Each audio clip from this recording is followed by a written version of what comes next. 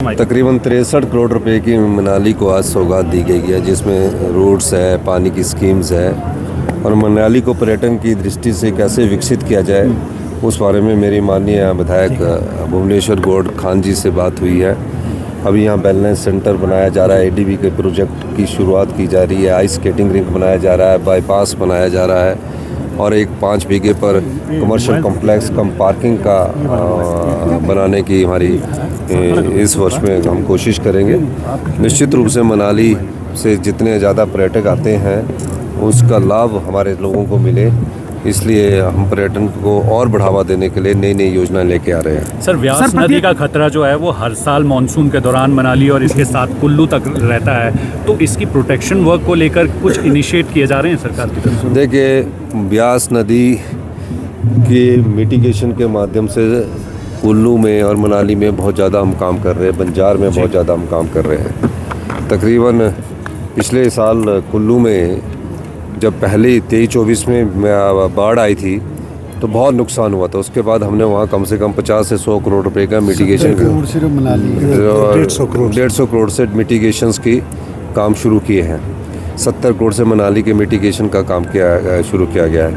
और मनाली के लिए मैं आपको बताना चाहता हूँ 250 करोड़ रुपए की लागत से एक रिवर फ्रंट बनाने का विचार हमारे यहाँ है और जल्दी ही 250 करोड़ की लागत से, जैसे आपने और जगह रिवर फ्रंट देखे होंगे, एक काफ़ी लंबा वॉक थ्रू भी बनाया जाएगा और उसमें 250 करोड़ रुपए का खर्चा मनाली में रिवर फ्रंट बनाने के लिए किया जाएगा। सर, न्यूजीलैंड से सेब पर आयात पर जो शुल्क जो घटाया गया है, देखो, न्यूजीलैंड से जो सेब का 25% आयात को घटाया गया है, उस मामले में मेरी कॉमर्स मिनिस्ट्री से मिनिस्टर साहब से बात की है और उस मामले में हमने कहा है कि इससे हिमाचल प्रदेश के बागबानों को नुकसान होगा और निश्चित रूप से उन्होंने हमारी बात को बड़े गौर से सुना है और जल्दी ही हमारा बागबानों का एक दल और हमारे अधिकारी कॉमर्स मिनिस्ट्री में जाएंगे। सर, आपने पिछले कल कैबिनेट में जो है वो विडो और ऑफन सेस लगाने का निर्णय लिया है।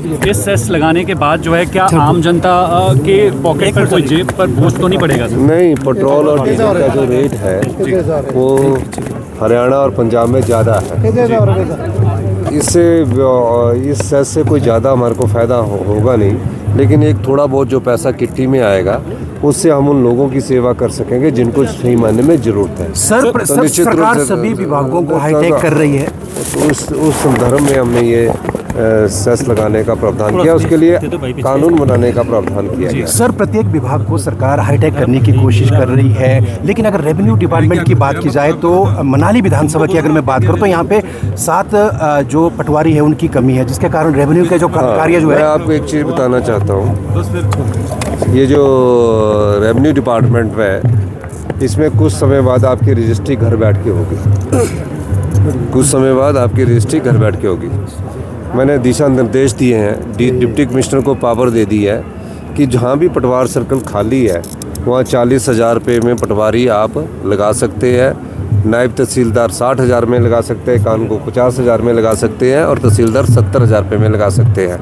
कल ही मैंने तहसीलदारों की कई पोस्टें कैबिनेट में स्वीकृत की है और निश्चित रूप से हमने कहा है कि 31 मार्च तक दुरुस्ती के जितने केस है उसको ठीक करना है और उसके अलावा पार्टीशन का जो कानूनी स्वरूप है उसके अनुसार आगे बढ़ना है, म्यूटेशंस ख़त्म करनी है। और इसी के साथ जब हम अभी नया अपना माई डीड जो रजिस्ट्री का हम एक पोर्टल स्टार्ट करेंगे तो इंतकाल के लिए आपको दोबारा चक्कर नहीं लगाने पड़ेंगे।